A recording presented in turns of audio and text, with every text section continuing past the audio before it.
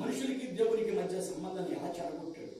తప్పు అంటే ఏంటి, ఒప్పు అంటే ఏంటి, విధేయత అంటే ఏంటి, అవిధేయత అంటే ఏంటి, ఇవి చాలా చక్కగా ప్రతి మనిషికి తప్పనిసరిగా ఈ లోకంలో ఉన్న ప్రతి ఒక్కరికి తెలియదు. ఇప్పుడు నా పొజిషన్ ఏంటి, నేను ఎలా ఉన్నా, నేను దేవునికి విరోధంగా ఉన్నాను. నేను దేవునికి దగ్గర అవ్వాలంటే ఏం చేయాలి, దేవునికి ఆ వాగ్దానం కోసం కనిపెట్టాలి. దేవుడిచ్చిన వాగ్దానం ఏంటి, ఒక విమోచకుడు ఈ భూమి మీదకి వస్తాడు. ఈ విమోచకుడు కోసం ఎదురు చూసినటువంటి వాళ్ళు ఎవరు, హేబేలు.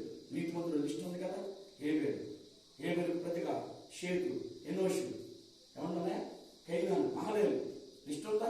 ఇదంతా నీతిమంతులుగా ఉన్నారు. ఎందుకు నీతిమంతులు అయ్యాడు నోవాహు, ఎందుకు నీతిమంతులు అయ్యాడు దేవుడు. అబ్రహాముని ఎందుకు ఎంపిక చేసుకున్నాడు, అబ్రహాము ద్వారా ఈ భూమి మీదకి ఏమి ఆశీర్వాదం ఇచ్చాడు, సంఘాన్ని ఏ విధంగా స్థాపించమని చెప్పాడు.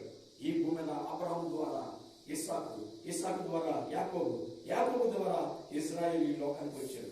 ఈ లోకంలో ఉన్న ఇజ్రాయేల్ ఎవరు, మిగిలినటువంటి వాళ్ళందరూ ఎవరు, ఇజ్రాయేల్ ద్వారా వాక్యం అనేటువంటి మనం ఎలాగా వినగలుగుతున్నాం, ఇజ్రాయేల్ ద్వారా బైబిల్ గ్రంథం ఎలా రాయబడింది, ప్రవక్తలు ఎవరు, ఏమంటే న్యాయాధిపతులు ఎవరు, వీళ్ళందరూ ఎందుకు ఉన్నారు, ధర్మశాస్త్రం ఎందుకు వచ్చింది, ఆజ్ఞలు అంటే ఏంటి, ఇవన్నీ చక్కగా ఒక క్రమంగా చెప్పి అప్పుడు యేసు ప్రభు గురించి, అసలు యేసు ప్రభు అంటే ఎవరో చెబితే అప్పుడు వాళ్ళకి అర్థమవుతుంది.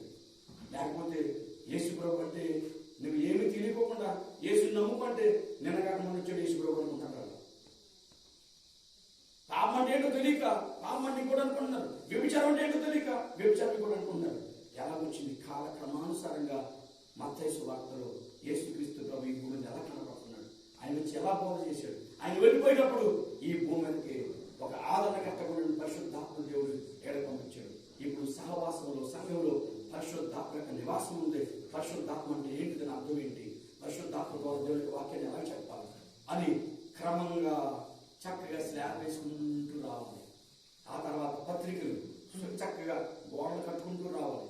గుమ్మాలు ఏమన్నా దేవుడికి ఆజ్ఞలు చక్కగా పెట్టగోడ, రెవల్యూషన్ ప్రకటన గ్రంథం ఒక ఆజ్ఞలో క్రమంగా సంఘాన్ని పెంచుకుంటూ రండి.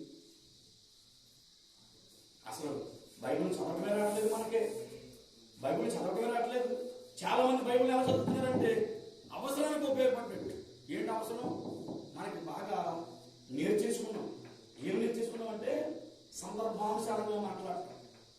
సందర్భానుసారంగా మాట్లాడకూడదని నేను అంటలేదు, కానీ బైబిల్ స్టడీ ఉందా మీ సంఘాల్లో, బైబిల్ స్టడీ ఉందా యవనస్తులకి, దేవుని యొక్క వాక్యాన్ని చక్కగా చదువుతున్నారా, దేవుని యొక్క వాక్యాన్ని చదవాలి, బాగా చదవాలి, క్రమంగా చదవాలి, దేవుని యొక్క వాక్యాన్ని చాలా భక్తితో చదవాలి, శ్రద్ధగా చదవాలి, దేవుని యొక్క వాక్యాన్ని అర్థం చేసుకోవాలి, బాగా అర్థం చేసుకోవాలి. ఎవరితో చెప్తున్నారు, ఎందుకు చెప్పాడు, ఆ సందర్భం ఏంటని అర్థం చేసుకుంటూ చదవాలి. బైబిల్ గ్రంథాన్ని అధ్యయనం చేయాలంటే స్టడీ చేయాలి. ఎలా స్టడీ చేయాలి, ఏం స్టడీ చేయాలి, దేవుని యొక్క మనసును నువ్వు స్టడీ చేయాలి.